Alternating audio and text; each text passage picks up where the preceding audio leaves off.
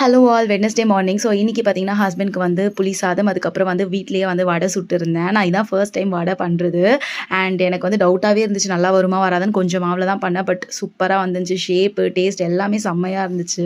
And husband பார்த்து வந்து shock ஆகிட்டாங்க, உனக்கு இதெல்லாம் செய்ய தெரியுமா அப்படின்னு சொல்லிட்டு.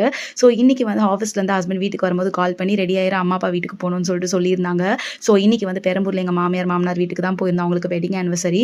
ஸோ அங்கே போகும்போது பார்த்தீங்கன்னா அவங்களுக்கு கொஞ்சம் வந்து மில்லட்ஸ் எல்லாம் வாங்கிட்டு போயிருந்தோம், ஹெல்த்தியாக இருக்கட்டும் சாப்பிட்றதுக்கு அப்படின்னு சொல்லிட்டு.